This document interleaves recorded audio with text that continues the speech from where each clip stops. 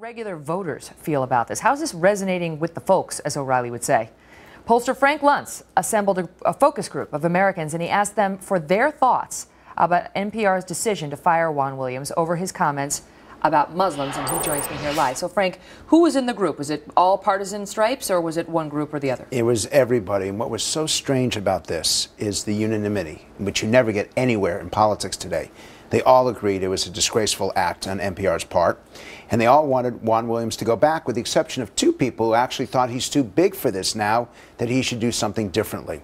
But the intensity is very strong. They started to yell at each other.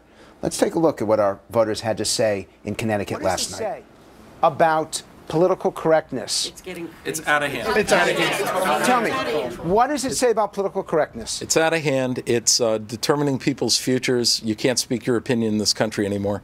A better resolution may have been to have someone from the Muslim community come on and let them talk about it. Let that person talk about it with Juan Williams.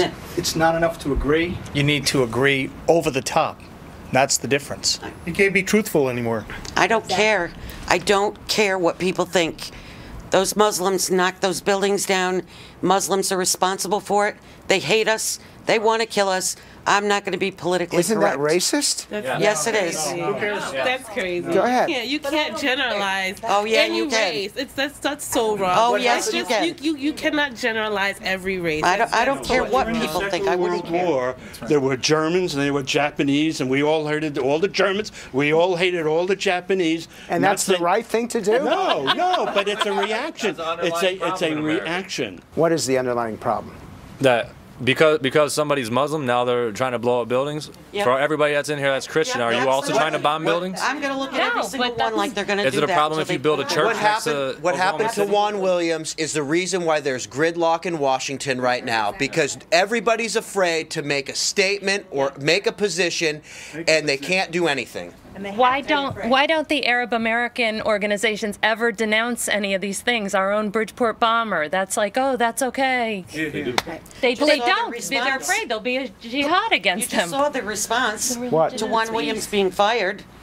Political correctness has gone amok. When it starts to affect policy and how everything is being run in this country, we are in the wrong direction. Yep.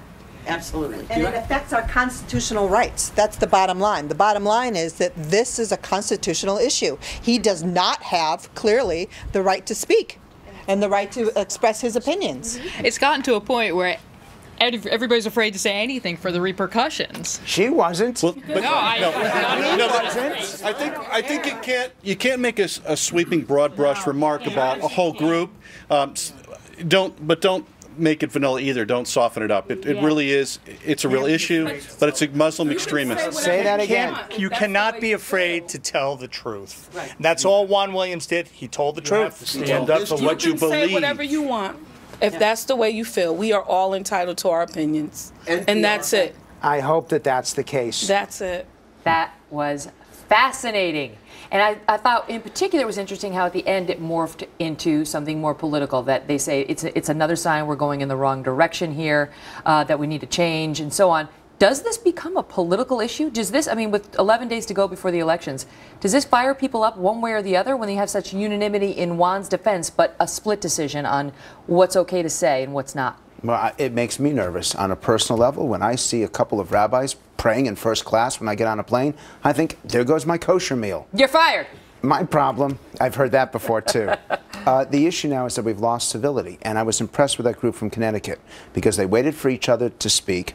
They didn't talk over each other, but these focus groups now, and this is an illustration of it, there's so much division, so much anger, and no sense of commonality. Yeah. No one's seeking common ground anymore. Well, it was interesting to hear that one woman in the pink say, you know, Muslims attacked us, I'm not afraid to say it, and of course then she was, you know, pounded by some of the others, but she was not deterred by what happened from Juan Williams from saying her belief. Now you can argue it's bigoted or it's biased, but my point that I was making to the CARE spokesman who came on the show yesterday was, why not let people say how they feel, even if you think it's bigoted, and then start a dialogue? That's what another woman was saying, that the answer, the guy was sort of saying, if you hear speech you don't like, then answer it with different speech. Then get on a Muslim to respond to what Juan said. Then you've got a dialogue going. Then people learn. Maybe you change opinions, not just to shut it down and fire somebody. There's a danger here when you can't tell a political joke You know there's societies that don't let you tell political jokes. Soviet Union, China.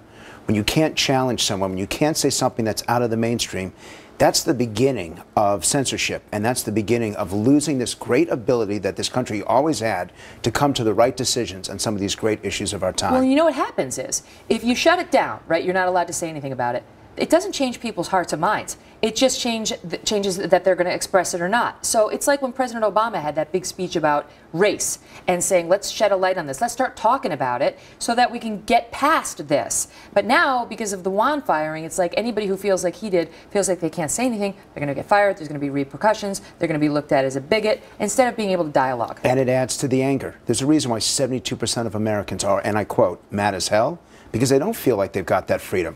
We asked a question. The Kriebel Foundation had us do a survey. 13% feel more free today than they did 5 years ago. 53% feel less free. Imagine that we are less free as a country today than we were 5 years ago, and that is an example of it when we can't speak the truth. Frank Luntz, very interesting. Nice job. Pleasure. Thank you, my friend.